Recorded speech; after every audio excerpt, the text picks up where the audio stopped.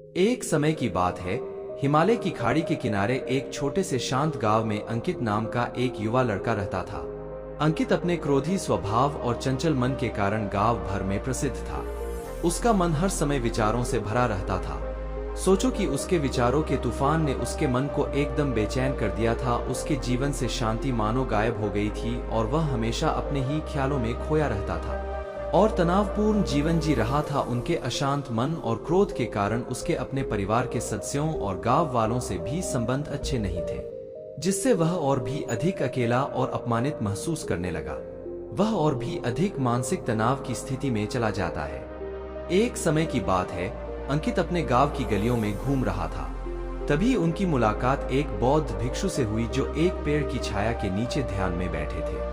बौद्ध भिक्षु के चेहरे से निर्मल शांति की आभा झलक रही थी। इस असीम शांति में अंकित बौद्ध भिक्षु की ओर आकर्षित हुआ। जब अंकित बौद्ध भिक्षु के करीब आया तो उसे अपने आसपास एक सकारात्मक ऊर्जा का एहसास हुआ। अंकित को एहसास हुआ कि इस असीम शांति और सकारात्मक ऊर्जा का स्रोत कहीं न कहीं इस बौद्ध भिक्षु के भीतर ही है। इसलिए वह वहीं बैठकर उसकी आंखें खुलने का इंतजार करने लगा। थोड़ी देर बाद जब बौद्ध भिक्षु की आंख खुली तो उसने एक युवा लड़के को अपने सामने बैठा पाया, जो बहुत तनावग्रस्त और नकारात्मक भावनाओं से भरा हुआ लग रहा था। अंकित ने बौद्ध भिक्षु की ओर उदार भाव से देखा और बहुत विनम्रता से कहा, मालिक, मेरा मन बहुत अशांत है और मेरे मन के विचार मुझे खाए जा रहे हैं। मुझे एक पल के लिए भी शांति महसूस नहीं होती। क्या आप मुझे सिखा सकते हैं कि मैं अपने अशांत मन को कैसे शांत करूं? बौद्ध भिक्षु ने अंकित की पीड़ा को समझते हुए करुण दृष्टि से देखा और कहा, मेरे प्यारे बच्चे, मैं तुम्हें एक कहानी सुनाना चाहता हूँ। अंकित ने हाँ में सिर हिलाया और पूरी एकाग्रता से कहानी सुनने को तैयार हो गया। उनके अंदर जिज्ञासा चरम पर थी। वो कहानी सुनने को बेताब था। बहुत समय पहले की बात है। एक नगर में शक्ति नाम का एक आदमी रहता था। शक्ति बेहद महत्वाकांक्षी व्यक्ति थे और उन्हें हर काम में लोगों से मदद की जरूरत पड़ती थी। यदि उसे किसी से असफलता और बुराई सुनने को मिलती थी तो वह गहरी चिंता और तनाव में चला जाता था। उनका मानना था कि सफलता और भौतिक शक्तियां वांछित खुशी देंगी, लेकिन वह जितना सफलता और प्रशंसा के पीछे भागता था उतना ही मानसिक तनाव में डूबता जाता था। लेकिन अचानक शक्ति का सामना उस समय के मशहूर बौद्ध भिक्षु से हो गया, जिसका नाम महाकौशल था। महाकौशल अपने शिष्यों को ध्यान की शिक्षा देते थे और वह स्वयं एक बहुत ही ध्यानमग्न और प्रबुद्ध व्यक्ति थे। महाकौशल की अद्भुत एकाग्रता से प्रभावित शक्ति ने उनसे अपने भटकते मन को शांत करने का उपाय जानना चाहा। शक्ति ने कहा कि मेहनत में हमेशा सफलता के पीछे भागता हूँ और लगातार अधिक हासिल करने की कोशिश करता हूँ, फिर भी मुझे कोई क्षणिक संतुष्टि या आत्मसंतुष्टि नहीं मिलती। इस निरंतर बेचैनी के बीच मैं शांति कैसे पा सकता हूँ? बौद्ध भिक्षु ने करुण दृष्टि से उसकी ओर देखा और उत्तर दिया, आपका मन एक अशांत नदी की तरह है जो हमेशा बहती रहती है। आप कभी भी शांत नहीं रह सकते। इसलिए इस अशांत मन को शांत करने के लिए आपको अपने विचारों को बिना किसी रुकावट के जाने देने की कला सीखनी होगी। शक्ति को आश्चर्य हुआ और उसने पूछा कि मैं अपने विचारों को कैसे जाने दूं? आखिर मैं भी तो अपनी इच्छाओं और महत्वाकांक्षाओं से बंधा हुआ हूँ। यह सुनकर बौद्ध भिक्षु मुस्कुरा दिए। बौद्ध भिक्षु कहा, कल्पना करें कि आपके हाथ में पानी का एक गिलास है। अब आप इसे जितनी देर तक पकड़कर रखेंगे यह उतना ही भारी होता जाएगा, और अगर आप इसे काफी देर तक पकड़े रहेंगे तो आपके हाथ में दर्द होने लगेगा। लेकिन अगर आप उस पकड़ को ढीला कर दें और छोड़ दें तो आपका बोझ खत्म हो जाएगा। अंकित ने पूरी कहानी और उसका संदेश ध्यानपूर्वक सुना। वह समझ गया कि अपने विचारों और इच्छाओं से चिपके रहने से उसका बोझ बढ़ जाता है और अंदर ही अंदर अशांति पैदा कर देता है। अब अंकित को कहानी का अंत सुनने की उत्सुकता से प्रतीक्षा थी। कहकर बौद्ध भिक्षु ने कहानी जारी रखी। एक बौद्ध भिक्षु की बात मानकर शक्ति ने विचारों को त्यागने का अभ्यास शुरू कर दिया। वह बिना किसी पूर्व निर्णय के अपने विचारों और भावनाओं को आते और जाते देखता था। अब उसने विचारों को पकड़ना बंद कर दिया था। विचार उठते थे और अपने आप चले जाते थे। धीरे धीरे उसे यह एहसास होने लगा कि उसकी इच्छा और भावना ही सभी दुखों का कारण है। जैसे जैसे शक्ति ध्यान में गहरे उतरते गए, उन्होंने पाया कि वर्तमान में जीना ही आंतरिक शांति का एकमात्र स्रोत है। वह खुद को वर्तमान में स्थापित करके अपने मन की निरंतर बकवास से छुटकारा पा सकता था। धीरे धीरे शक्ति का मन एक शांत झील की तरह हो गया जो बाहरी दुनिया को अपने अंदर प्रतिबिंबित करती है। उन्होंने जीवन की सादगी में संतोष को अधिक महत्व दिया और भौतिक संपत्ति के प्रति अपना लगाव छोड़ दिया। जैसे ही शक्ति में ऐसे बदलाव की खबर लोगों के बीच फैली, दूर दूर से लोग मार्गदर्शन लेने आने लगे। लोगों को विचारों को मुक्त करने की कला सिखाना और उन्हें अपने भीतर शांति खोजने के लिए मार्गदर्शन करना, वह लोगों के बीच शांति और ज्ञान का प्रतीक बन गया। शक्ति और साधु की कहानी समाप्त कर महाकौशल बौद्ध भिक्षु कुछ देर के लिए चुप हो गए ताकि इस कहानी का अर्थ राहुल के मन में अच्छी तरह बैठ जाए।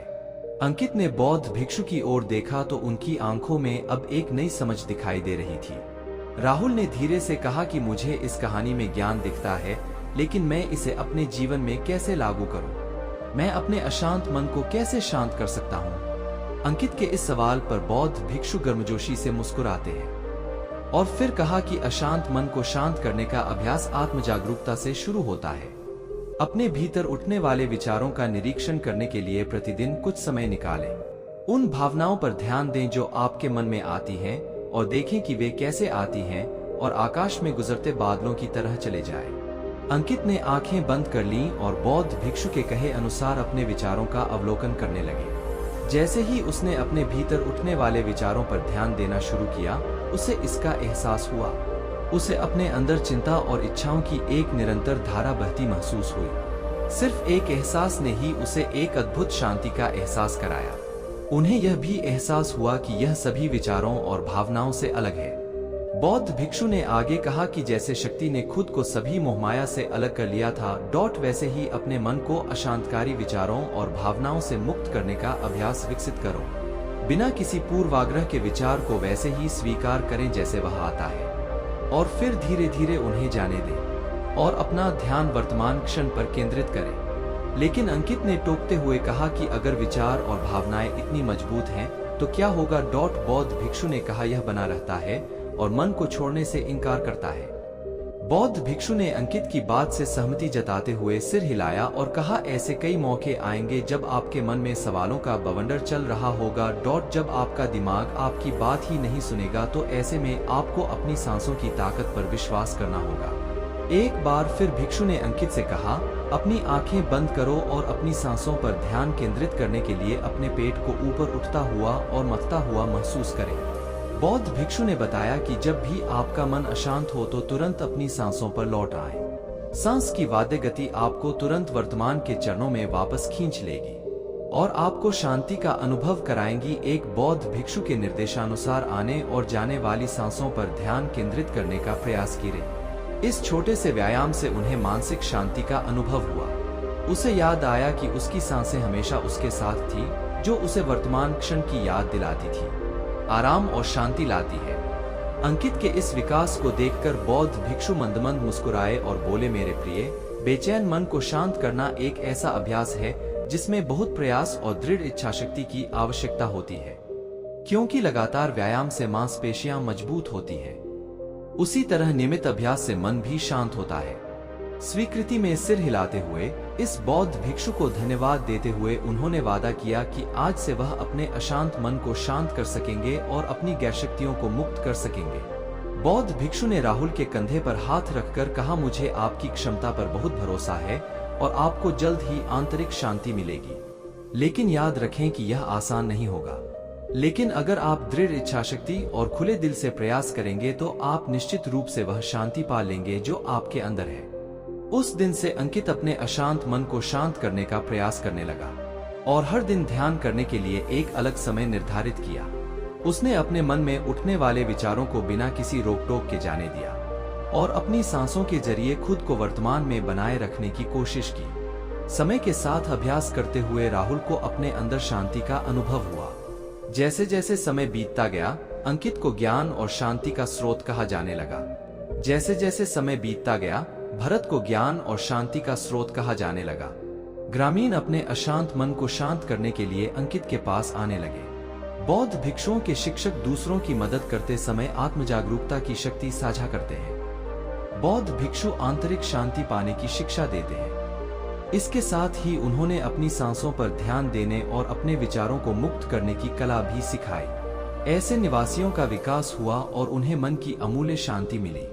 बौद्ध भिक्षु की शिक्षाओं और राहुल द्वारा संचालित अभ्यास के माध्यम से विचारों को त्यागने और वर्तमान में जीने की कला दूर दूर तक फैल गई। उन्होंने कई लोगों की जिंदगी बदल दी और जैसे जैसे समय बीतता गया उनकी जिंदगी और भी बदलती गई। अंकित का शांत प्रभाव उसके गांव की सीमाओं से परे तक फैला हुआ था। आसपास के गांवों और शहरों से लोग राहुल के परिवर्तन की कहानी सुनते थे, उनसे सलाह लेने आते हैं। मन के बोझ तले दबे लोगों के लिए राहुल आशा की किरण बन गया। अंकित की शिक्षाएं केवल ध्यान और प्रवचन तक ही सीमित नहीं थी, बल्कि वह रोजमर्रा के काम जागरूकता के साथ करने पर ज्यादा जोर देते थे।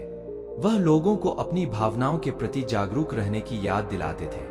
इस बात पर ध्यान दें कि आप दिन भर में क्या करते हैं और अपने आसपास होने वाली घटनाओं पर आप कैसे प्रतिक्रिया करते हैं। हर काम पूरी जागरूकता के साथ करें। जब आप खाएं तो प्रत्येक टुकड़े के स्वाद का आनंद लें। जब आप सूरज की रोशनी के सामने खड़े होते हैं तो उसकी गर्मी महसूस करें। लोग क्या कहते हैं उसे ध्यान से सुने और समझें। छोटे छोटे बदलावों से लोगों के जीवन में चमत्कारिक परिवर्तन आते हैं। अंकित की शिक्षाओं से लोगों ने सीखा कि जीवन का आनंद वर्तमान में जीने में है। दोस्तों, मुझे आशा है कि आपने इस मोटिवेशनल स्टोरी से बहुत कुछ सीखा होगा। आइए साथ में बने और एक नए सफल जीवन की ओर पुष्टि करें। तो दोस्तों, यहाँ सब कुछ है जो आपको पुश करेगा, पॉसिबल बनाएगा। अगर आपने अभी तक हमारे चैनल को सब्सक्राइब नहीं किया है तो जल्दी से सब्सक्राइब करें और नए रास्तों की दिशा में एक कदम आगे बढ़ें।